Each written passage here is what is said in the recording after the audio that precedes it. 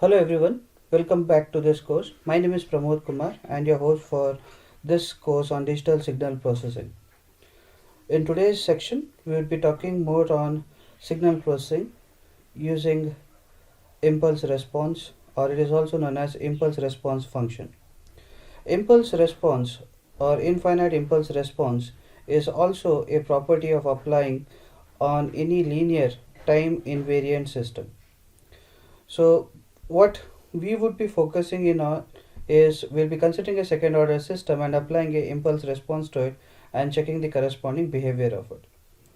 So that's our aim. So we'll be writing a MATLAB code to find the impulse response of a given second order system whose differential equation is given by, say, y of n is equal to b naught x of n plus b1 x n minus 1 and b2 of 0 x n minus 2, a1 of y n minus 1 and a2 of y n minus 1.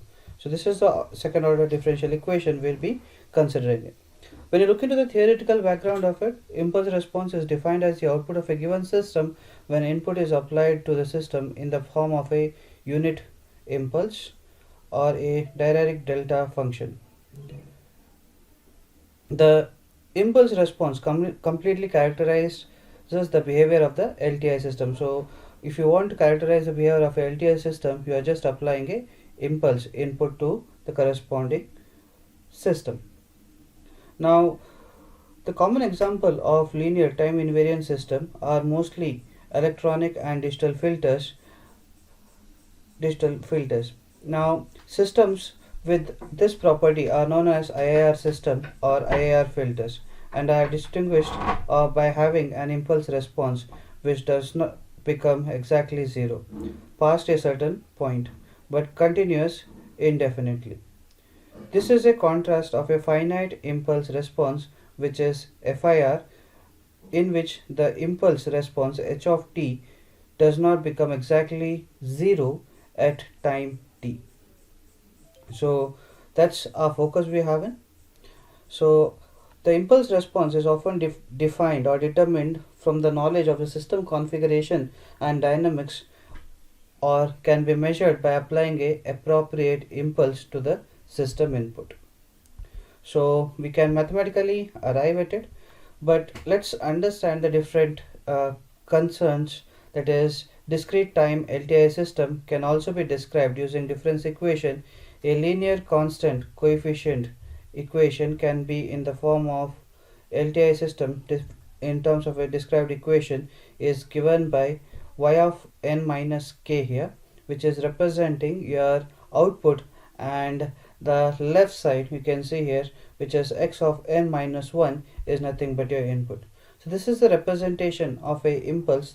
This input is passed through LTI system to determine the characteristic of the design.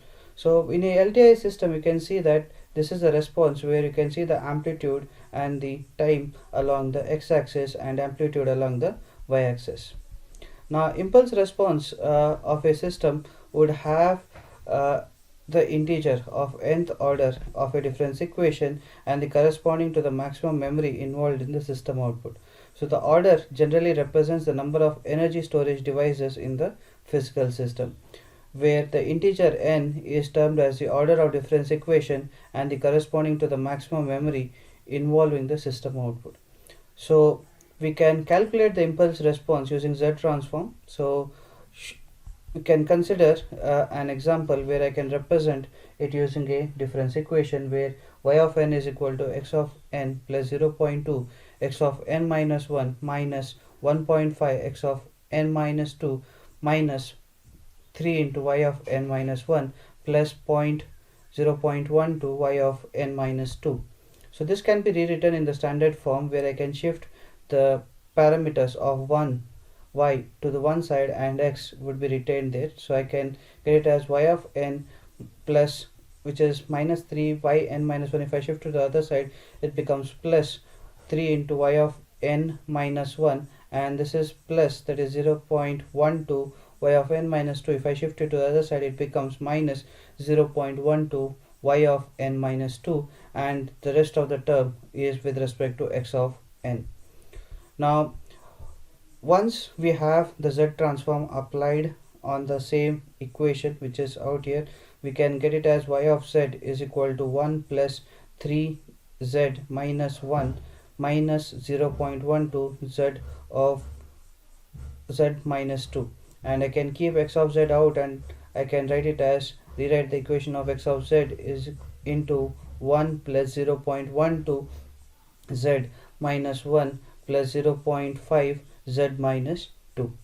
Now after this we perform the long division method, and based on the long division method and we'll be able to get h of z, and taking the inverse of the z transform we'll be obtaining the impulse response, which is h of n is equal to 1 minus 2.8 7.0, and you can see minus 21.4 and 65.03. These are the the response of h of n.